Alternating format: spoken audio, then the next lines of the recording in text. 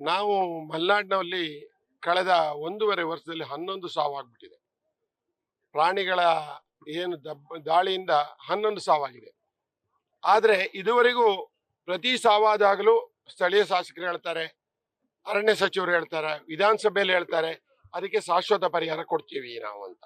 ಮತ್ತೆ ಅಲ್ಲಿ ಯಾರು ಆ ಒಂದು ಆನೆ ದಾಳಿಯಿಂದ ಕಾಡ್ಕೊಂಡ ದಾಳಿಯಿಂದ ಯಾರು ಸಾಯ್ತಾರ ಅವ್ರ ಕುಟುಂಬಕ್ಕೆ ಒಂದು ಕೆಲಸ ಕೊಡ್ತೀವಿ ಅಂತ ಹೇಳ್ತಿದ್ದಾರೆ. ಇದು 11 ಸರಿನೂ ನಡೆದು ಬಿಡ್ತು. ನಮ್ಮ ಒತ್ತಡ ಇಷ್ಟೇ, ಇದಕ್ಕೊಂದು ಶಾಶ್ವತ ಪರಿಹಾರ ಬೇಕು. ಇತ್ತೀಚೆಗೆ ಶೃಂಗೇರಿ ಕ್ಷೇತ್ರದಲ್ಲಿ ಎಲ್ಲಾ ಕಡೆಯಲ್ಲಿ ಶೃಂಗೇರಿ ಪೇಟೆ ಒಳಗೆ, ನರಸಿಂಹರಾಜ ಪೇಟೆ ಒಳಗೆ, ಕೊಪ್ಪ ಪೇಟೆ ಒಳಗೆ ಆನೆ ಬಂದಿದ್ದಂತ ಹಿಸ್ಟ್ರಿ ನಮ್ಮ 68 ವರ್ಷದಲ್ಲಿ 18 ವರ್ಷ ಸಣ್ಣವನಾಗಿರೋ 50 ವರ್ಷ ಸಿಗ್ಲಿಲ್ಲ. ಅಂದ್ರೆ ಇವತ್ತು ಪ್ರಾಣಿಗಳು ಈ ಭಾಗದಲ್ಲಿರುವಂತಹ ಒಂದು ವ್ಯವಸ್ಥಿತವಾದ ಪಿತೂರಿ ಇದೆಯಾ? ಯಾಕಂದ್ರೆ ಇಲ್ಲಿ ಒಂದು ಅರಣ್ಯ ಇಲಾಖೆ ಮತ್ತು ಕಂದಾಯ ಇಲಾಖೆ ಜಂಟಿ ಸರ್ವೆ ಆಗಿದೆ, ಎಲ್ಲ ರೈತರ ಮೇಲೆ ದಬ್ಬಾಳಿಕೆ ನಡೀತಿದೆ. ನಮಗೆಲ್ಲ ಡೌಟ್ ಇದೆ, ಇದೇನು ಅಂದ್ರೆ ಇವ್ರು ಹೀಗೆ ಆಗಿ ಏನಂದ್ರೆ ಎಲ್ಲ ಬಿಟ್ಟೋಗ್ಬಿಡ್ತಾರೆ ಅಂತೇಳಿ. ಆದ್ರಿಂದ ನಾವು ಒತ್ತಡ ಇದೆ ಇದಕ್ಕೆ. ಈ ಭಾಗದಲ್ಲಿ ಆನೆ ತುಳಿತಕ್ಕೆ ಒಳಗಾದ 11 ರೈತರಿಗೂ 50 ಲಕ್ಷದ ಪರಿಹಾರನ ಸರ್ಕಾರ ಕೊಡಬೇಕು. ಇದು ಇವತ್ತಿನ ಮಾತ್ರ ಅಲ್ಲ, ಯಾವುದೇ ಸಾವಾಗಿದೆ 14 ತಿಂಗಳಿಂದ ಆಗಿದೆ.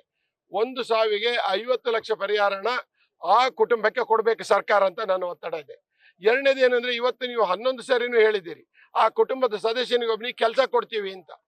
ನೀವು ಮೀಡಿಯಾದವ್ರು ಎಲ್ಲಾ ಕಡೆಯಲ್ಲಿ ಹೇಳಿದ್ರಿ, ಏನು ಶಾಸಕರು ಹೇಳಿದ್ರು, ಏನು ಅರಣ್ಯ ಸಚಿವರು ಹೇಳಿದ್ರು, ಜಿಲ್ಲಾ ಸಚಿವರು ಹೇಳಿದ್ರು, ಕೆಲಸ ಕೊಡ್ತೀವಿ ಒಬ್ಬ ಕುಟುಂಬದವನಿಗೆ. ಯಾರಿಗೆ ಕೆಲಸ ಕೊಟ್ಟಿದ್ದೀರಿ ಕೇಳ್ತೀನಿ ನಾನು.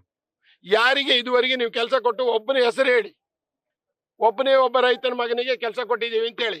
ಯಾರಿಗೂ ಇದುವರೆಗೂ ಕೆಲಸ ಕೊಟ್ಟಿಲ್ಲ. ಇವತ್ತು ಹೇಳ್ತೇನೆ, ನನಗೆ ಇವತ್ತಿನ ಏನು ಆನೆ ತುಳಿತ ದುರಂತದಿಂದ ಮಹಿಳೆ ಸತ್ತಿದ್ದಾರೋ ಅವರೊಬ್ಬರು ಕಾರ್ಮಿಕರಿದ್ದಾರೆ. ಆದ್ರೆ ಅವರ ಮಗನಿಗೊಂದು ನೀವು ಕೆಲಸ ಕೊಡಿ.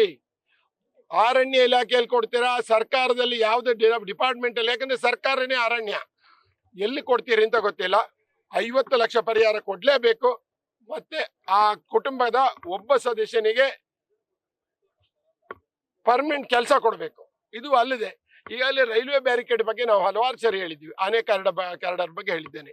ಇವತ್ತು ಅದಕ್ಕೆ ಶಾಶ್ವತ ಪರಿಹಾರ ಅಂದ್ರೆ ಆನೆ ಕಾರಿಡಾರ್ ಮಾಡಿ ಅದಕ್ಕೆ ರೈಲ್ವೆ ಬ್ಯಾರಿಕೇಡ್ ಹಾಕಿ ಶಾಶ್ವತ ಪರಿಹಾರ ಕೊಡಬೇಕು ಅಂತೇಳಿ ಸರ್ಕಾರವನ್ನು ಈ ಸಮಯದಲ್ಲಿ ಒತ್ತಾಯ ಮಾಡ್ತೇನೆ.